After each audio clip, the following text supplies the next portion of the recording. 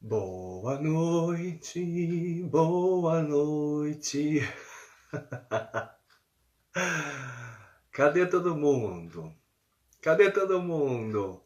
Olha quem tá aqui, Bruno. Olha o Paulo. Ai, Paulo, você já é muito esperto, né? Eu já vou te chamar, deixa só as pessoas entrarem. Gente, boa noite, boa noite, boa noite. Que dia incrível pra mim. É um sonho. Vou conversar com esse homem, esse deus, ou essa maravilha, esse pensador. Como diria a frase do Enem, um pensador contemporâneo. Ai, eu tenho tanta coisa para perguntar para você. Boa noite, gente. Já vou chamar. Peraí. Oi, Fábio. Paulo, tô te... Ei, cadê? Oi, todo mundo. Sejam bem-vindos. E Ai, aí? coisa mais linda! E Tudo aí? bem com você? Que prazer falar com você. Prazer é meu. Para com isso. Não, sério, eu queria começar dizendo que eu sou seu fã. De verdade, Então vamos adoro, começar. adoro tudo que você faz, adoro o seu. Eu fiquei seu fã. Eu acho que você não tinha estreado ainda no Drag Me As Queen, que eu nunca sei a pronúncia correta, mas o meu maquiador, o Vini, que fazia as minhas Ah, maquiagens na Record, que ele se monta, ele é a Devana. Ele te Devana adora. Talbot. Sim, e aí eu gosto muito de arte, né? E aí ele me mostrou uma referência que era você, numa maquiagem de pop art, com os Papiate. pontinhos. Até vi no seu Instagram que você fez algumas agora, de novo. Sim, E eu achei incrível, falei, cara, que artista incrível. Aí depois eu acompanhei o seu trabalho com os signos, sim. que eu achei maravilhoso também, e aí eu fiquei seu fã, acompanhei o Drag Me As Queen, enfim, sou seu fã mesmo. Por isso, Ah, quando você me para. Então, convidou, eu não ah. podia não aceitar o seu convite, porque eu sou seu fã mesmo. E eu fiquei muito feliz. Eu tô me sentindo um privilegiado no bom sentido, porque eu vi que você postou de que você não gosta de live, que você odeia live. Cara, o problema, eu tô numa coisa que é eu tenho medo de live, eu tenho um pouco de Por receio. quê? As pessoas estão muito agressivas. Eu tenho, Uhum. é, é, eu, te- eu tenho, eu tenho ficado meio arredio, assim, nessa exposição meio crua. E também porque a princípio, eu não gosto de fazer as pessoas perderem tempo. E eu fico pensando, eu vou ficar falando 1 hora. Sabe, tem gente precisando aprender a fazer soro fisiológico e eu vou ficar uma Aham. hora falando amenidades. Só que isso assim, no primeiro momento, o Caetano fala que ninguém resiste à tentação de falar de si mesmo. E é Aham. exatamente isso. Daqui a pouco eu tô assim, mas quando eu nasci, mas Mas vamos passar por isso sim. Mas você é, sabe que eu demorei um mês para começar a fazer live, porque eu também pensava dessa mesma maneira. E aí depois eu comecei a receber uns DM das pessoas falando: o mundo já está tão triste que às vezes o fato da gente conversar sobre essas mesmas amenidades é uma válvula de escape para elas esquecerem, nem que seja por essa 1 hora, porque a gente também passa por claro, isso, né? Eu tenho evitado ver muita coisa em TV, internet, porque se você abre, é ladeira abaixo, você perde as suas esperanças de humanidade e tudo que é afim. Então, às vezes é positivo, né? Mas tem pessoas que totalmente. também. Eu fiz uma live, por exemplo, com a Luana Piovani, e o que tinha de xingamento, e eu falava, como que a pessoa perde um tempo de entrar numa live para xingar uma outra? E é muito bizarro isso. O que isso diz de nós enquanto sociedade, né? Eu tenho um livro que eu gosto muito, que é Cartas Extraordinárias. Você já leu? Não, ainda não. Cara, é fantástico esse livro porque a pessoa fez um compilado. Eu amo epistolografia, amo. Eu acho que a Ah, carta é uma maneira, é o tempo congelado, né? Quando você lê uma carta de sim, uma época, tá tudo ali, tá o medo da pessoa, tá, sabe? sim.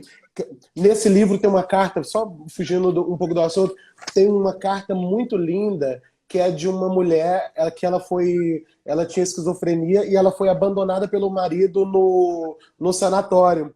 E ela Aham. escreveu, hoje as cartas dela são consideradas obras de arte, porque ela escreveu em cima da mesma frase, ela escrevia milhares de vezes no mesmo papel: por favor, volte para mim, por favor, volte, por favor, Que volte, por favor, volte. interessante. Então, as cartas dela são borrões pretos, é, onde ela escreveu: por favor, volte, por favor, volte, por favor, volte. Enfim, só para você ver o quanto esse livro é interessante e legal.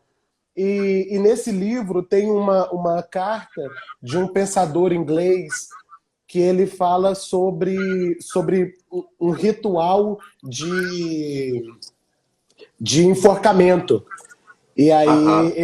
ele narra para a rainha, né, sobre como foi a experiência dele nesse dia. Né? E ele fala: as pessoas compram pipoca, elas sentam, elas fazem apostas se a pessoa vai quebrar o pescoço ou se ela vai sufocar. E aí ele narra todo o dia dele e ele termina falando assim: uma sociedade que permite a espetacularização dessa barbárie, esse nível de barbárie, ela não está livre para crescer intelectualmente. E essa Sim. carta foi um divisor de águas assim para proibir as execuções públicas na Inglaterra. E eu acho muito que esse momento nosso do ódio na internet, das pessoas comentando o ódio e mais ódio, é um pouco isso também, sabe?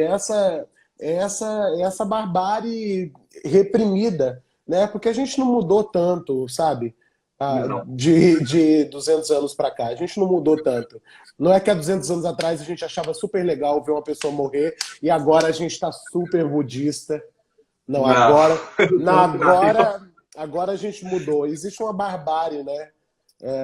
Que só sai quando a gente se humaniza, né? Com Exato. cultura, né? Quando a gente lê, quando a gente assiste filmes, quando a gente escuta música, né? Esses dias Aham. pô, se você A deixar, eu vou gente, falando a gente... sozinho. Não, vamos falando, até porque eu gosto muito disso. Eu sou kardecista e outras coisas, sou mais espiritualizado do que qualquer outra coisa. E a gente pesquisa muito sobre isso, de que as pessoas hoje pedem tanto amor, mas a gente não percebe que o básico da vida é você só dar ao outro aquilo que você dá para si mesmo. Então, como é que você espera amor de alguém que não se dá amor? E isso justifica muitas das atitudes. Então, se você entra para uma pessoa perder o tempo de falar mal da outra que ela nem conhece na internet, imagina o que ela dá para si mesma. Exato. Então, se a gente começar a reparar essas coisas, a gente vai entender que se a gente mudar a questão do... Aí entra os clichês de mudar a si mesmo, você muda o mundo à sua volta, Aham, é real. aham. É verdade. A Kátia tá aqui. Oi, Kátia, sou seu fã, te adoro. Ui! É, Somos. mas eu não sei se você conhece aquela história da Dona Beija. Já ouviu falar nessa figura? Sim. Você conhece a história dela com a bandeja de estrume? Tem Ah, a minha avó conta muito essa história, que a Dona Beija é uma figura que povoa o imaginário do povo mineiro, né? E minha avó conta muito essa história que ela era super rechaçada pelas damas, né, da corte, todas odiavam ela, mas só que ela inventou a lacração, sabe? O arrasou foi ela que inventou. Dona Beja ah, o início do a lacrou. precursora. Ela que levantou essa bandeira. E ela tem várias histórias, assim, desde, tipo, tinha uma mulher que não gostava dela, que falava muito mal dela, e aí ela levou a criada dela vestida com o mesmo vestido, ela subornou o cara de Paris que fazia os vestidos para fazer um igual para a serva dela. Enfim, ela era muito, como diz o Vini, babadeira, ela era foda. E aí tem uma história de que as damas, né, da sociedade se juntaram e mandaram para ela uma bandeja com um estrume cheio de cocô, mandaram um Uhum. monte e ela recebeu aquilo e ela mandou os criados dela lavarem a bandeja e ela colocou flores e colocou um monte de joia, pedra preciosa e mandou entregar de volta com um bilhete escrito: cada um dá aquilo que tem de sobra. É isso. Esse é o Ela, segredo da vida. ela inventou o lacrou. Exatamente. E ó, agora eu quero que você me fale mais sobre você. Você começou, eu estava dando uma googleada em você, na Aham. questão de você ter sido nascido em Goiás, ido para Palmas e ter começado com 5 anos o teatro, é isso? Sim, comecei com 5 anos. E, e o que mais me chamou a atenção no que está escrito na internet foi a questão de. Primeiro, nós vamos entrar nessa questão do humor, que muita gente ainda subestima o humor ou diminui o humor perante os outros tipos de atuação, mas você ter descoberto o humor pela questão da sua mãe, né? Da questão da síndrome do pânico. Você pode contar isso para mim, por favor, com mais Claro, detalhes, além da claro, internet? claro. A gente se mudou para Palmas muito cedo. É, Nessa época, o meu pai precisou voltar para Ai, Goiás. pera, pause. Xuxa está aqui. Você tá me zoando! Não! Xuxa, a gente te ama! Ai, meu Deus, deu até uma palpitação. Eu tava falando disso agora em uma outra live. Um dos prêmios que eu tenho na minha vida é a amizade com Xuxa. É Eu poder, também. é poder chamar Xuxa de Chu. Cara, isso é muita moral. Às vezes, Eu falo.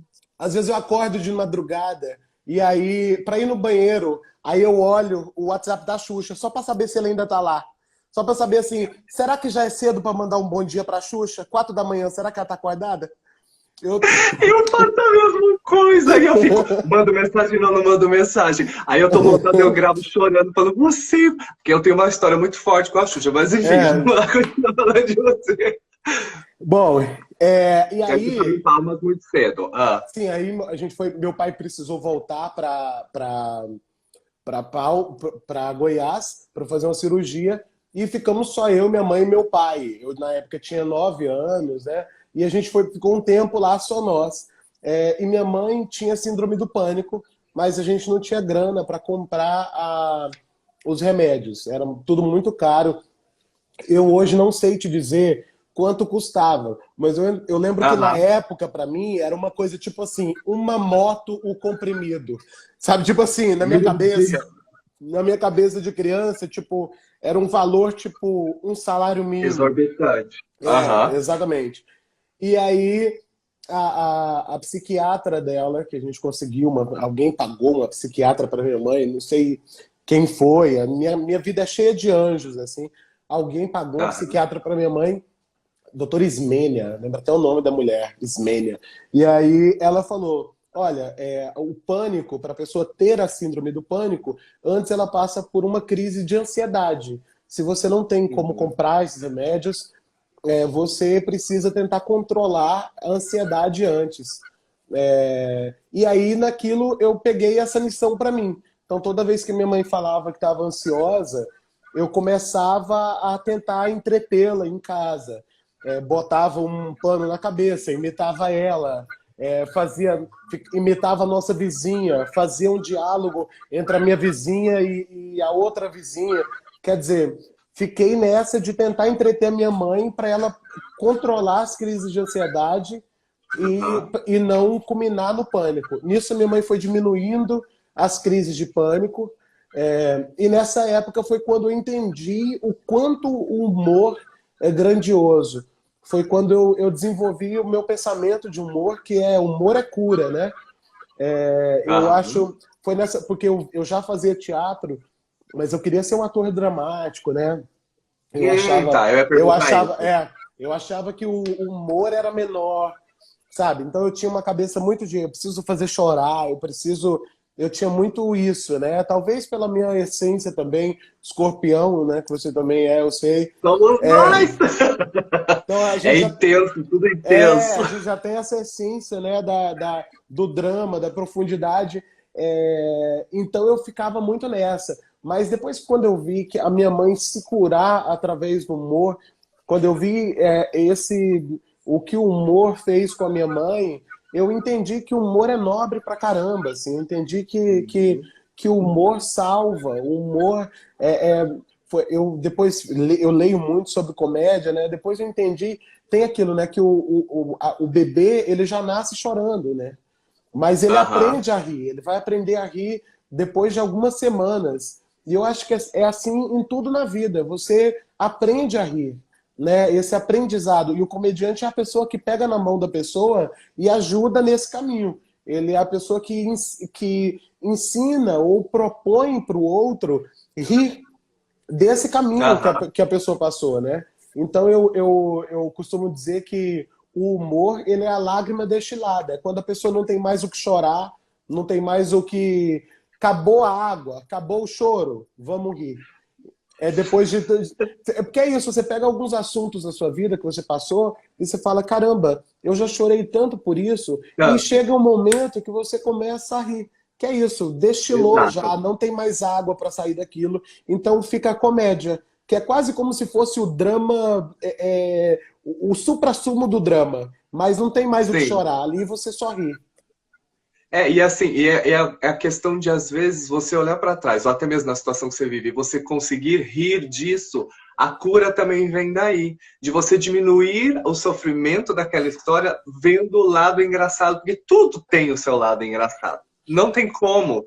Tudo você pode tirar uma risada de tudo. Eu tenho vivido coisas aqui com a minha mãe, depois eu conto, que a gente vai falar de mãe mais pra frente, que eu falo, Aham. meu Deus, eu preciso trancar essa senhora no quarto, que ela não para. Porque minha mãe é do tipo que o carro do óleo passa na rua, porque aqui a gente mora em casa e o carro, a cada 2 dias passa. Carro do óleo, se você tem óleo, ela vai na rua, ela grita: vocês estão querendo roubar o óleo das mulheres?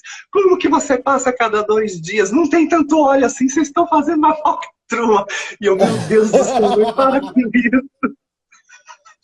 E tem que rir. Falando em mãe, assim, a história de você ter feito e estar fazendo, né? Isso é muito minha vida, e os papéis da mãe, Aham. veio dessas vivências todas suas que você tem, de vizinhos, de pessoas que contam, vem de onde tudo isso? Vem da relação, da minha relação familiar. Eu sou um cara muito família. E quando eu resolvi fazer uma série falando sobre a minha família, né, na Record eu fazia o Emergente como a gente, e na Globo Isso é Muito Minha Vida, é, Aham. a minha mãe, a mãe tomou o protagonismo da série. Não era para ser, era para ser uma série sobre família. Só que até escrevendo a série, funciona quase como terapia para mim, foi que eu entendi o quanto a minha mãe é a pedra fundamental da minha família, como ela é o pilar, né, de sustentação da minha casa como um todo. E o fato de eu ter convivido muito com a minha mãe. Eu vi uma entrevista sua que você falava que era cercado de mulheres. Eu sou também um cara Sim, cercado por mulheres. Então, assim, eu sempre tive muitas mulheres à minha volta. Minha mãe, minha avó, as minhas tias, as minhas madrinhas, sabe?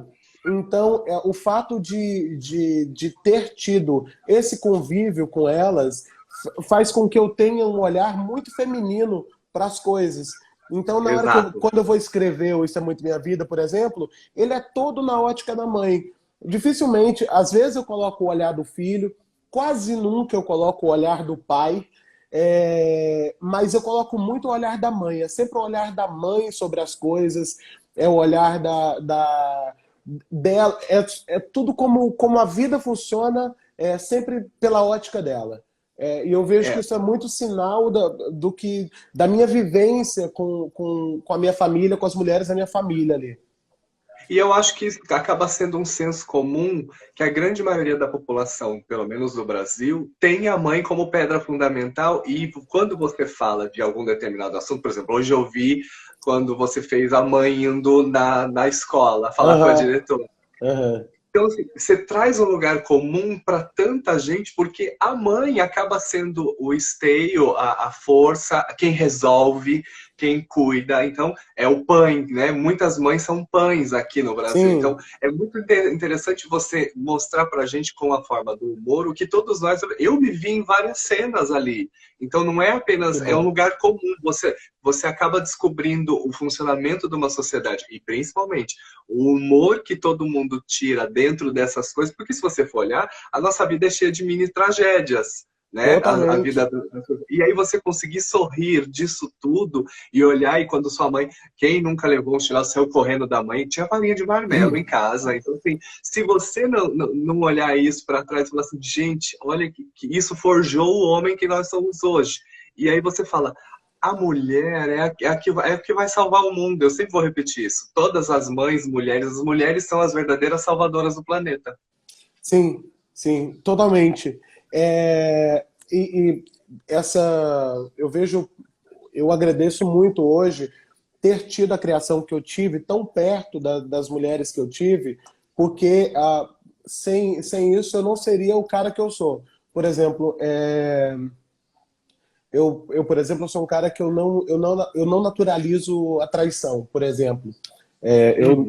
Eu não tenho essa facilidade, enfim, não vou abrir a boca e dizer assim, nunca traí, mas eu tenho muita dificuldade com essa relação essa normalização da traição por parte Aham. dos homens, e tipo, não, eu tenho problema, porque eu vi de perto o sofrimento que isso causa nas mulheres. Então, assim, eu vi de perto, tipo, minhas tias chorando, eu via a desgraceira que meu tio fez na vida da minha tia, e eu vi aquele sofrimento todo.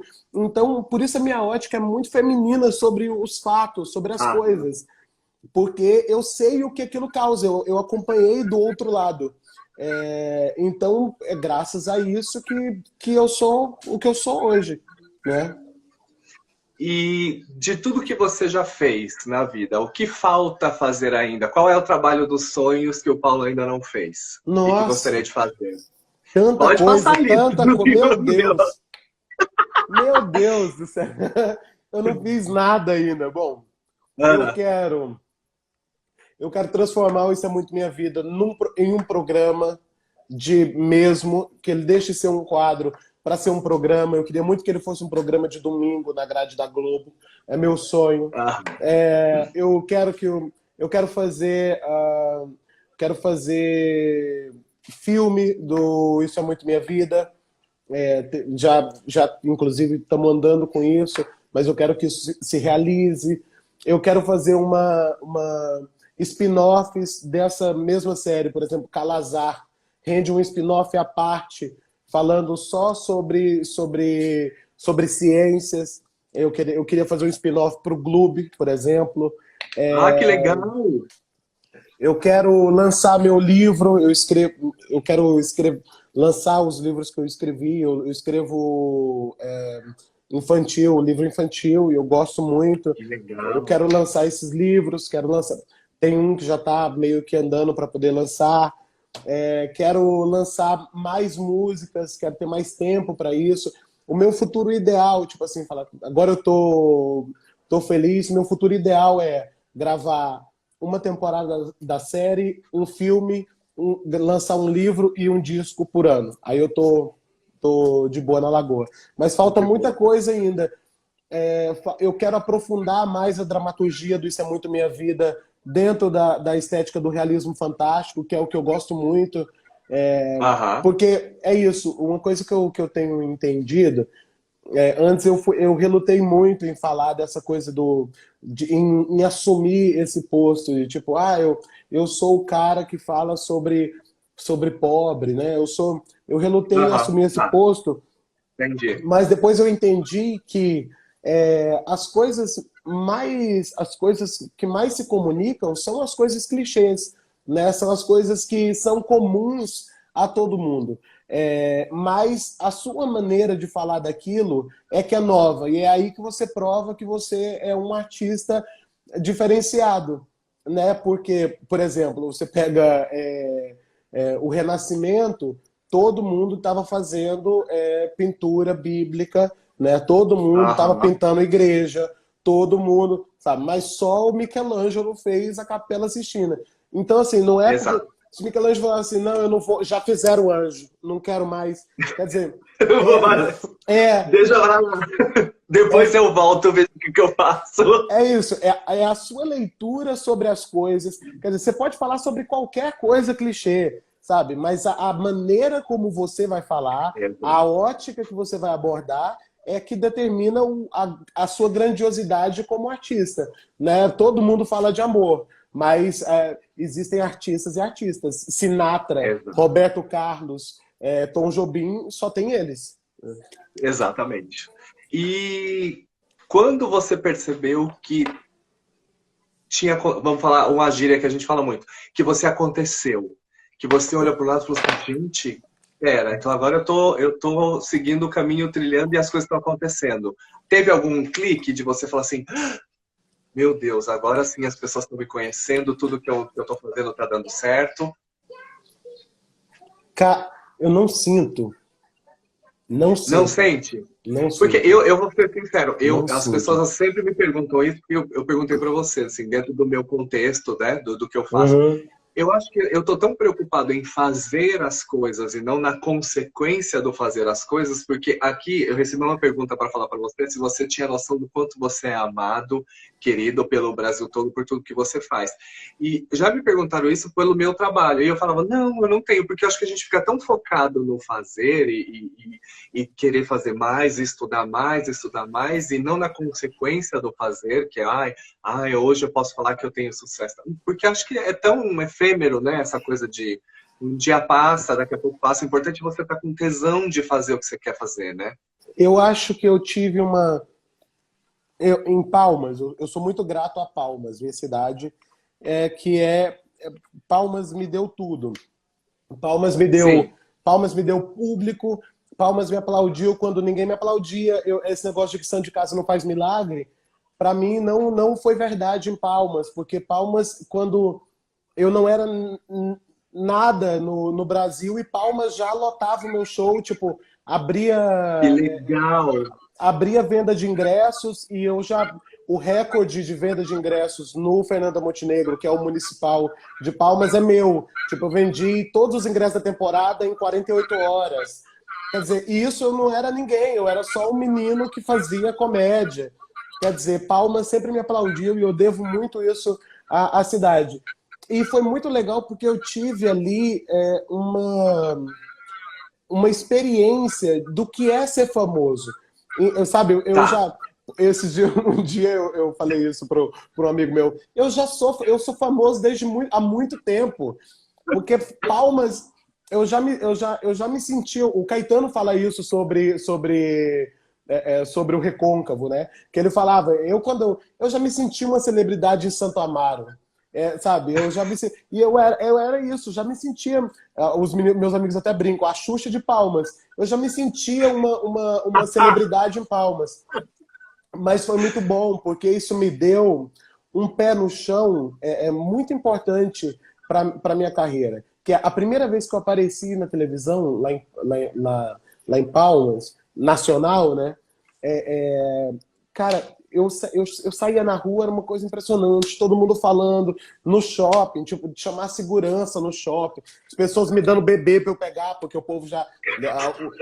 Celebridade em Abençoa Palmas. meu bebê, Paulo, abençoa meu bebê. Celebridade em Palma é político, né? Então dá o bebê pro político, me dá um bebê. Eu falei, por que você tá me dando um bebê? Pega! Eu peguei o bebê, tirei a foto com o bebê.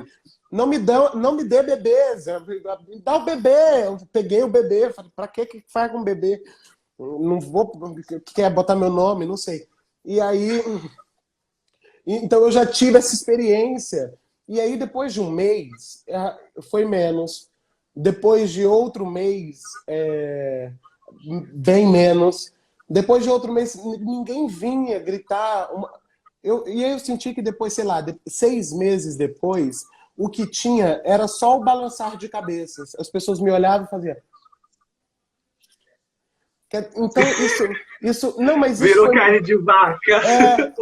isso foi muito bom, porque eu entendi que no frigir dos ovos, a única coisa que fica é sobre como o seu trabalho impactou na vida do outro. A pessoa olha e fala assim, ah lá o Paulo, ele é engraçado, gostei dele. Às vezes nem vem falar com você, mas é o que o seu trabalho deixa, a nódia que ele deixa no outro, é o que fica. Essa fama, essa coisa de, tirou foto, isso daí, cara, se eu saio da televisão hoje, Quer dizer, eu já não me acho uma pessoa conhecida, eu não sou uma celebridade. Uhum. Mas se eu saio da televisão hoje, daqui 2 anos ninguém lembra de mim, sabe? A grande maioria das pessoas não vão saber nem quem eu sou. Mas vai ter Sim. um ou outro que vai me ver e fazer. Ah, lá. E vai lembrar que um dia riu comigo, que um Ih, não, dia. não é aquele. É isso. E às vezes nem sabe o meu nome. Vai lembrar. Eu vou estar falando assim, não, que uma vez eu fui da Globo e aí eu fazia um quadro lá que era assim assado. A pessoa, ah, então era você. É isso que sobra. No fim das contas, o que sobra é isso. É a nódia do teu trabalho artístico dentro da vida do outro. Ó, Lúcio Mauro Filho tá aqui! Te adoro, Babu. Olha que Teodoro coisa. Babu! Te amo, Lucinho.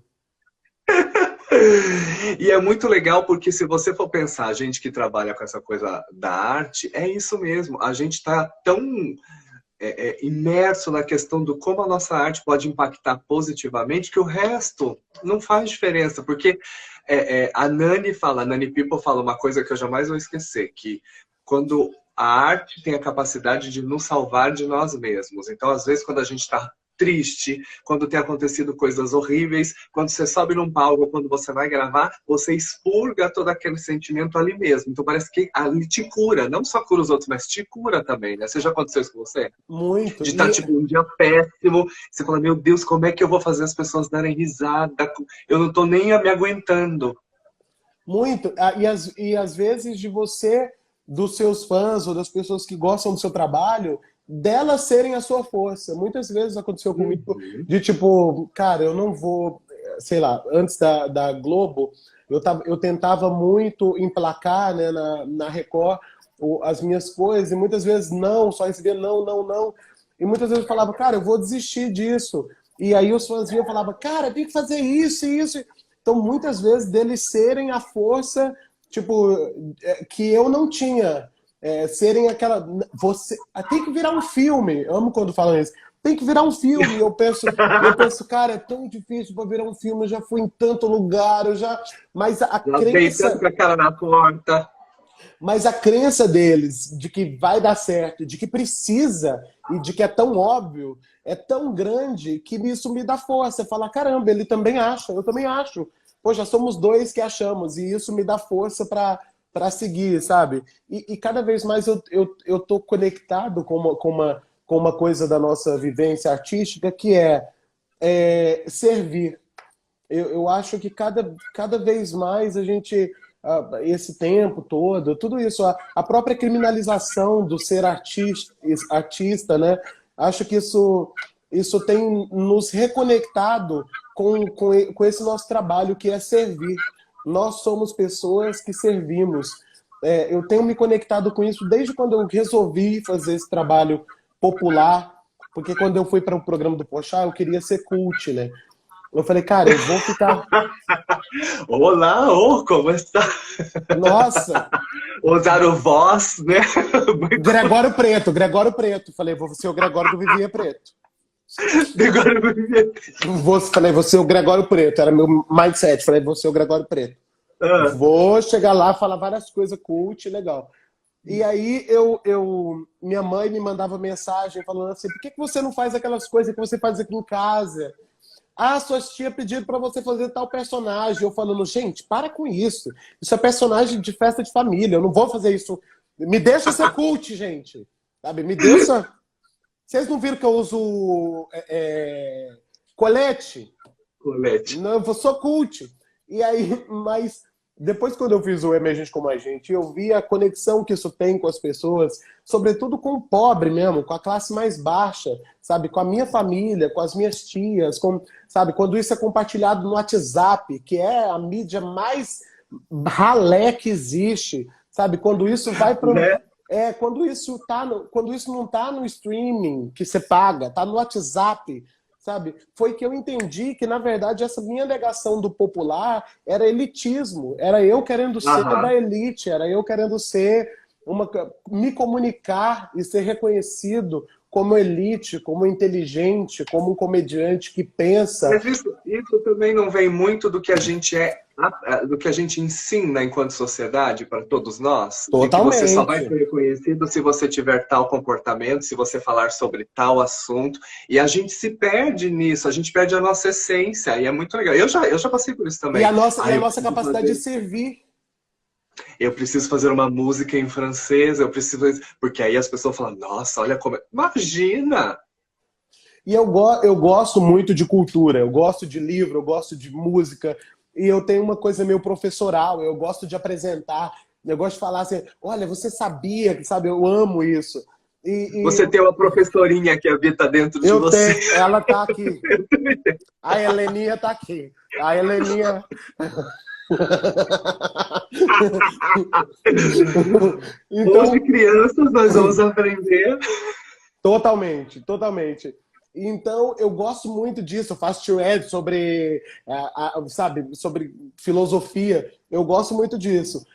E aí eu entendi que é mais nobre você pegar esse conhecimento em vez de ficar falando assim, não, porque Hannah Arendt, ela falou. É muito mais legal você pegar isso e fazer um thread no Twitter, associando isso com, sei lá, com desenho animado. É muito mais. Eu lembro até hoje de um emergente como a gente, que a gente falava sobre banho.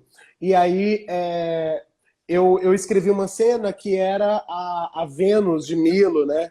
Do Ah, Botticelli, toda banho. E aí tinha uma cena lá. E aí eu peguei e falei, cara, a minha mãe não vai entender isso. E aí eu gravei um narrador antes, apresentando a referência do quadro, falando, esse é o quadro, Vênus de Milo, não sei o que. Agora, aí saía e falava, agora vem a versão pobre. Quer dizer, o emergente como a gente, ele é todo desenhado para que ninguém fique sem entender. E isso é muito legal. entender a informação. Então eu fui cada vez mais expurgando essa cabeça de elite, de tipo assim, imagina, eu não vou explicar o que, que é o quadro Vênus de Milo. Todo mundo sabe. Não, não sabe. Nós vivemos um país Exato. Eu acho de que pior do que semi-analfabetos. isso, e o pior do que isso é quem tem a mentalidade de falar assim, não vou me dar ao trabalho de explicar, porque provavelmente eles não vão entender. Isso que é o pior. Ou então, quem entender, entendeu. Fica como piada interna, sabe? Mas de piada interna e piada interna, o que acontece é que o país, a qualidade da produção para o povo brasileiro tem caído cada vez mais, Sim. sabe? De Eu ia, piada eu ia interna em chegar piada nesse interna. assunto. Ah. Eu ia chegar nesse assunto. Como você analisa isso hoje, da questão da produção dessas piadas internas, de que cada vez tem caído mais nesse sentido? Eu vi eu apresentei um projeto agora. Ah, E aí me falaram uma coisa, falaram, mas você não acha isso muito elite? Será que o povo vai entender? E aí eu falei, cara, mas a nossa função é fazer o povo entender. A gente não pode pegar a cultura e falar que a cultura é de elite, porque foi esse pensamento que colocou a gente no buraco que a gente está. Falar que cultura exato. é de elite. A cultura não é de elite, a cultura é para todo mundo, sabe? Convenceram o pobre de que cultura não é para ele. Convenceram ele de que ópera não é para ele. Convenceram ele de que tocar violino não é para ele.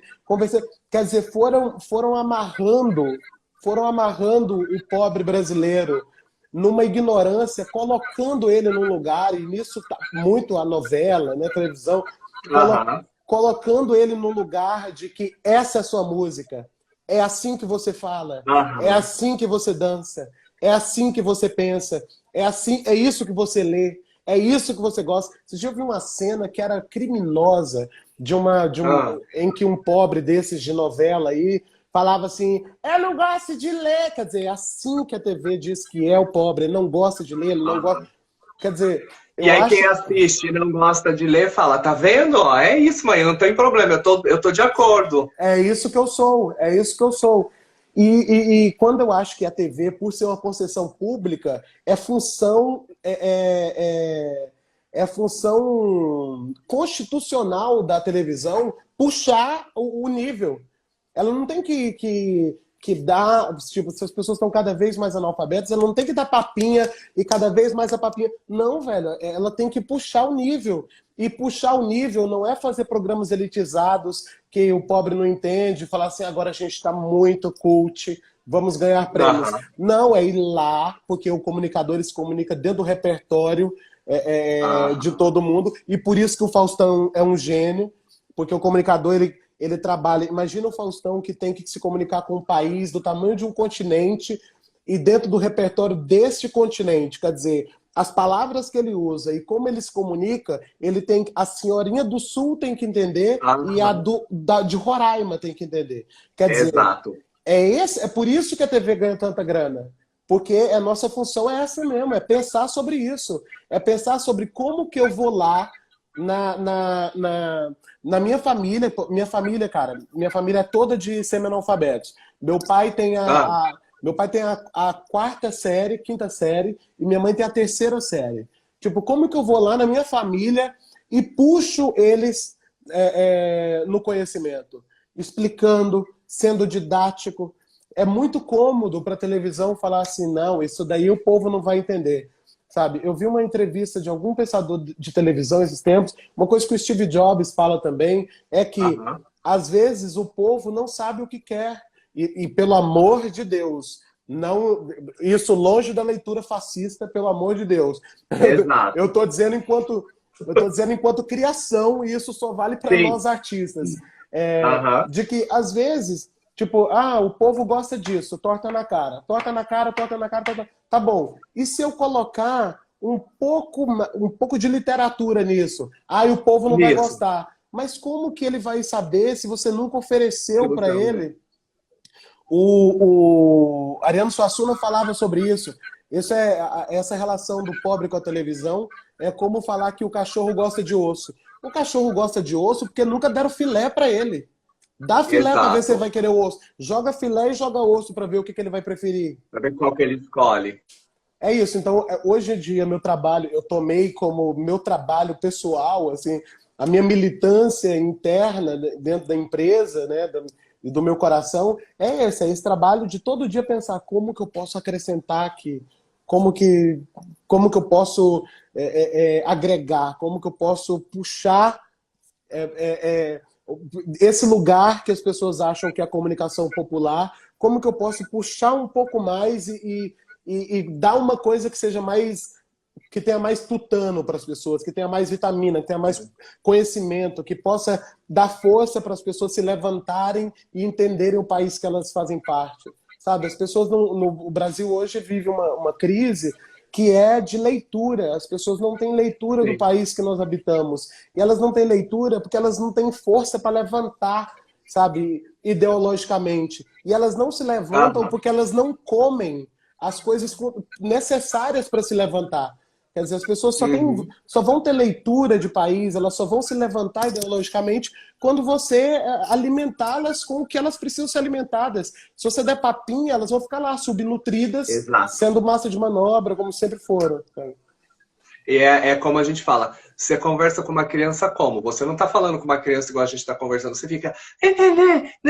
Então parece que a gente fica o tempo inteiro sendo ouvidos ou então sendo ensinados como crianças. Então a gente fica na papinha o tempo inteiro e fala, não vamos dar comida sólida porque eles não vão ter condições de digerir. E aí Uhum. entra também a questão do que você falou. Eu acho que também cabe a uma revolução não só educacional como cultural no país, das pessoas começarem a entender do criação artista, como a gente está falando, como criar livros, programas, músicas que retratem a realidade dessas pessoas com uma pitada de ensinamento por cima, que acho que é isso que falta. As pessoas não se enxergam nos livros, nas TVs, não se sentem representadas.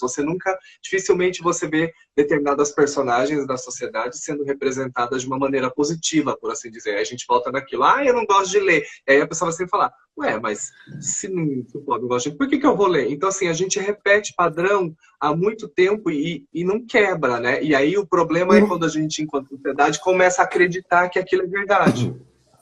Começa a acreditar, e eu acho que muito disso passa por quem está com o microfone na mão, quem está com a fala naquele momento.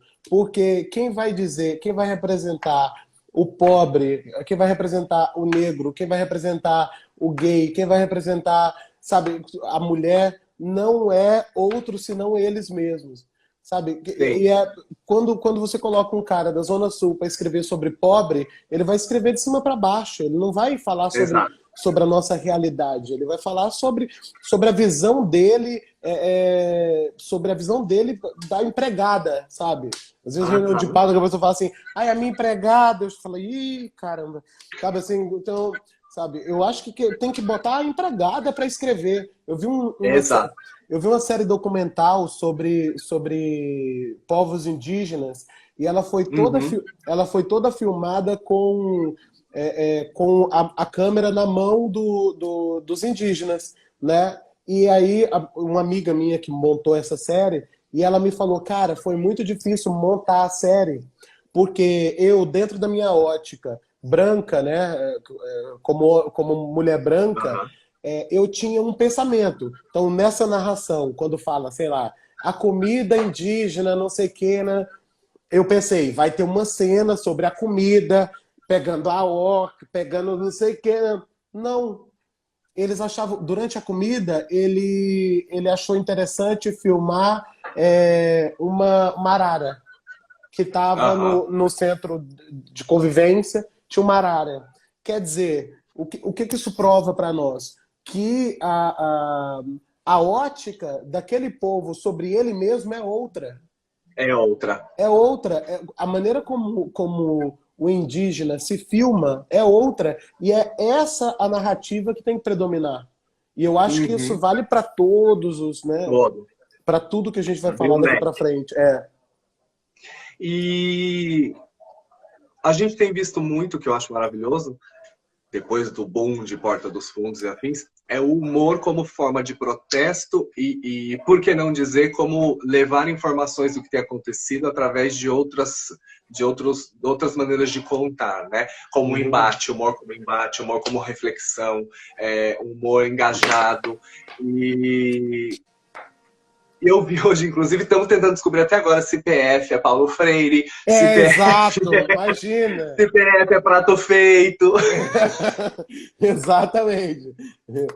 Então, assim, a gente descobre cada vez mais, e aí eu acho que assim, eu não tenho muito tino por humor. Eu confesso que eu sou apaixonado por pessoas como você que conseguem levar essas coisas através do humor e da risada. Eu sou mais do drama mesmo, mas assim, eu vejo cada vez mais como o humor se completou em si, porque ele pode permear por vários lados, ir para lá e para cá e fazer você pensar sobre tudo. E eu acho maravilhoso isso. E você também tem feito isso com tudo. Porque você joga pitada ali, ó, você vai jogando Uhum. pitada. A gente tem até falado do Chico Anísio, que há muito tempo tá falando pra gente, ó, é o salário, ó. E a gente às vezes nem se toca que ele tá fazendo a reflexão do, gente, quando é que a gente vai valorizar o trabalho do professor? E há anos já. É, eu acho o humor é um excelente condutor de mensagem. O humor tem uma frase de um livro, eu não esqueci o nome do autor, mas chama História do Riso e do Escárnio, que o cara tem uma definição de humor que eu adoro, que ele fala que o humor é uma esgrima. O humor é uma esgrima. E aí, se você for pegar etimologicamente a palavra esgrima, esgrima significa a arte de tocar o coração sem ferir. E é exatamente isso que é o humor. O humor é uma esgrima. É você levar a mensagem onde ela tem que chegar sem ferir. O meu trabalho hoje é tentar o máximo possível fazer essa dosagem do que é mensagem e do que é engraçado, baseado que a grande parte do meu público não está interessado na mensagem. Então eu preciso fazer como, sabe quando você vai dar, por favor, com todo respeito ao público, essa comparação é porque eu amo muito cachorro. Sabe quando você vai dar remédio para cachorro, que você bota a carne em volta e dá. E ele come. É isso. O meu grande trabalho hoje é esse: é pegar a mensagem e colocar humor em volta. E aí essa dosagem é o grande segredo que eu acho hoje das pessoas que querem trabalhar com comunicação. Quanto de graça, quanto de mensagem, sabe? Mas eu tenho como pensamento de que a mensagem nunca pode dominar na graça, porque senão o público foge, fica arredio, Uhum. não presta atenção, sabe? Tem que ser Mas eu conta acho, gota. mas eu acho isso, eu acho que sempre tem que. Eu sempre dou uma forçada na mensagem, sempre dou uma posicionada. Que é isso, tudo é uma questão de posicionamento, sabe? eu acho que a minha estadia hoje na Globo, ela se justifica por isso. Porque Aham. no final das contas, o que fica é aquilo que eu construí, né, para o outro. O que fica é o que eu construí para o outro. O que fica é o que eu construí para outro pretinho, preto gordinho que tiver no interior do país. E o que fica é o que eu vou construir para ele. É ele olhar na televisão e me ver e falar, poxa, então tem espaço para mim. Sabe? E é quando ele chegar 27 anos depois na televisão e ele falar assim, olha, como que legal, olha esse espaço, olha, as pessoas já estão acostumadas. Quer dizer, a razão de eu estar hoje na Globo é construir para o outro, é construir, né? Porque eu também eu também sou fruto dessa construção, né? Eu falei isso na entrevista do UOL, eu não tô na Globo hoje só pelo meu talento. Eu tô pelo meu talento e pela militância de muita gente. Muita gente pediu gente Aham. como eu na televisão, sabe? Exato. Muita gente lutou. Cansou de não se sentir representada de alguma maneira. O Lázaro Ramos está há 10 anos na televisão falando assim: precisa de mais negros, precisa de mais negros, Uhum. precisa de mais. Sabe? Tipo, o Tá No Ar fez uma sketch sobre a Globo ser branca, e aí a galera na internet criticou o Tá No Ar. O Tá No Ar falou: realmente, não tem negro no nosso elenco. E aí colocaram negros no elenco, colocaram roteiristas negros no elenco, e isso fez todo um movimento para que culminasse em. Culminasse não, né? Mas que resultasse também na minha estadia na Globo. Quer dizer, esse lugar que eu ocupo não é só meu, esse lugar é meu, de um monte de gente que lutou para eu estar nesse lugar. Então eu tenho quase que uma obrigação cívica de honrar o lugar que eu tô, o lugar de fala que eu tô, e a minha maneira de honrar esse lugar é construindo para o próximo, é abrindo espaço para o próximo, é fazendo com que esse lugar seja justificado, sabe? Aham. E ó, faltam, deixa eu ver aqui, 10 minutos. Eu quero fazer uma última pergunta, que é, em tempos de pandemia, o que você aprendeu sobre você e o que você tem aprendido sobre a humanidade? Putz. Sobre, O sobre mim. Cara, que sobre você mim. aprendeu sobre você? Sobre mim que eu tenho. Que eu sou absurdamente chato. Eu sou. Eu sou muito chato, caralho. Eu escrevi um texto para Ilana que falava sobre isso. Falava, amor, quando acabar essa pandemia, eu quero que a gente deixe de se ver por 2 semanas. Mas não é nada, não é falta de amor, nem nada disso. Mas porque a presença do outro coloca uma lupa sobre os meus defeitos. Então, Sim. quando Ilana dança na sala, é, é a minha rabugice se transformando em um enorme elefante dançando e me incomodando na sala, sabe? Quando, E aí quando você fala, ela não tá fazendo isso para se divertir, ela tá fazendo isso para me incomodar. é exatamente quando tô tomando café da manhã e eu gosto muito de silêncio pela manhã e ela começa a ver TikTok, tipo, isso é o meu egoísmo. A Ilana é uma lupa ambulante dos meus defeitos e acentuando para mim as coisas que eu preciso melhorar, como, por exemplo, entender que não existe a minha manhã, existe a nossa manhã, e a nossa manhã é diversa. Então, eu tenho aprendido sobre mim isso, assim, que eu sou um cara muito rabugento, que eu preciso melhorar, ser mais tolerante com as outras formas de curtir amanhã. É. Idem. Cara, tipo, esses dias de, sei lá, um domingo de manhã, tava lindo, tava um silêncio lindo, tava, tava uma chuvinha, assim. Eu falei, caramba, que legal agora. Pô, podia ouvir uma música agora, de manhã, deitado ainda. Aí ela falou, colocar uma música. Eu falei, você é perfeita, você é exatamente isso que eu tinha pensado. E ela colocou sei lá, não vou nem falar aqui, porque a parte ruim de estar na Globo é isso, porque de repente você não pode falar mal, você não pode Põe a falar mal dos música. artistas. Você não pode falar mal dos artistas. E aí ela botou uma música e eu pensei, meu Deus, eu quero a morte, ela destruiu a minha manhã. E, a, É isso, é entender que amanhã ela é múltipla, ela é diversa e ela não é só minha.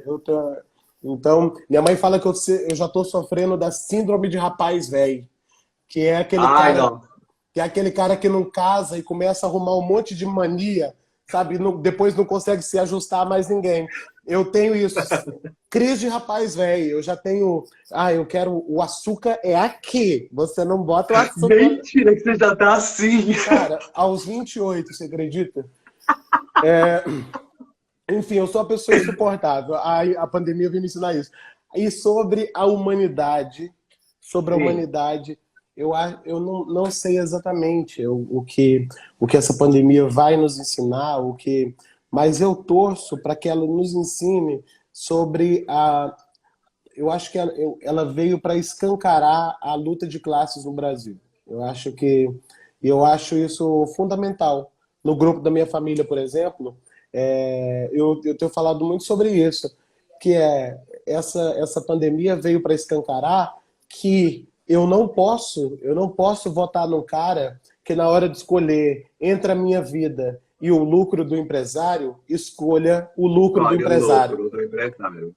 Não dá existe uma divisão de classes no país, existe uma divisão de classe no país e eu simplesmente não posso eleger alguém que não olhe pela minha classe, não olhe pelo meu povo, alguém que E às fale, vezes não sabe nem que eu existo e não se importa em saber que eu existo. não se importa com a minha existência, marginaliza a minha existência e criminaliza a minha existência.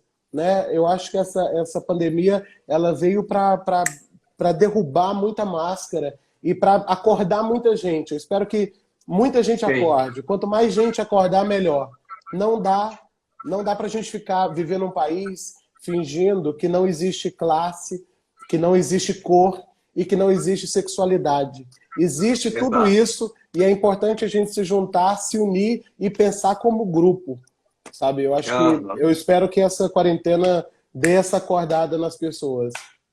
Eu vou repetir sempre uma frase que eu jamais esqueço, que acho que tem tudo a ver com esse momento, que é uma frase que eu ouço há muitos anos, que é que Deus me dê somente aquilo que eu possa compartilhar, porque seria tristeza demais ser feliz sozinho. É Imagina o isso, que é você lindo. ser feliz, olhar para o lado e não ter ninguém para compartilhar a sua felicidade. Exatamente. Esse dia eu tava falando pro meu irmão, cara, não dá para ser pobre e votar no Amoedo, sabe? Velho, não dá para querer um empresariado forte.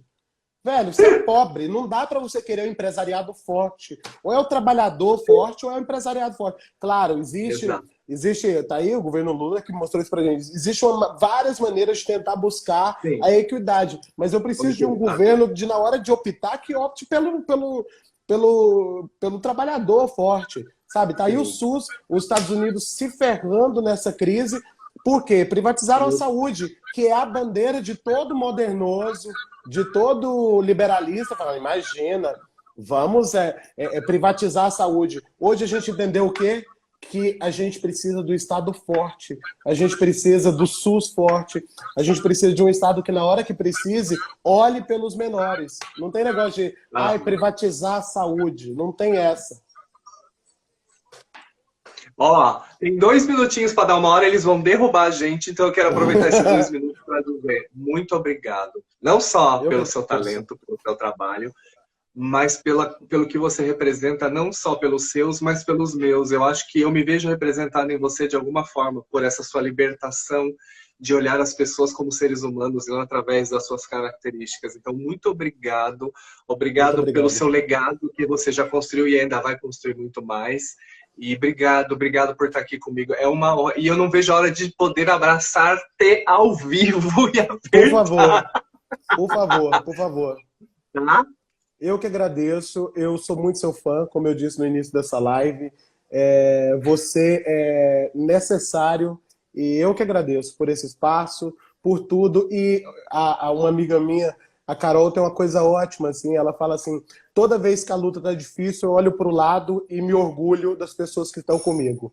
E você é uma dessas Sim, pessoas. É um tamo prazer junto. olhar para o lado e ver que tem você. Um Muito beijo grande. obrigado, viu? Um beijo, boa noite. Fica bem. Eu vou salvar a live, viu, gente, para quem tá falando. Aliás, é muito Obrigado para legal. todo mundo. O Alisson Rodrigues, que te maquiou no Emergente, estava assistindo. A Maristela, que é Ai, diretora do Drag da Queen, está caramba! assistindo. Tem um monte de gente. Que legal, gente. Obrigado por todo mundo estar aqui. Viu? Obrigado, obrigado mesmo. Um Beijo. beijo! Muito obrigado. Tchau, meu amor. Ai, gente, coisa mais linda. Só, antes que cair, muito obrigado a todo mundo que participou. Foi uma honra, é uma honra ter uma pessoa como essa no nosso planeta, na nossa vida. Lembrando a vocês que vai estar salva a live, então assistam, compartilhem. E semana que vem tem Pedro HMC na quarta-feira e Vitor de Castro falando sobre os signos da pandemia na sexta-feira. Um beijo, boa noite para todo mundo. Obrigado sempre pelo carinho, que vocês fiquem bem. Boa noite, bom final de semana. Tchau. Tchau.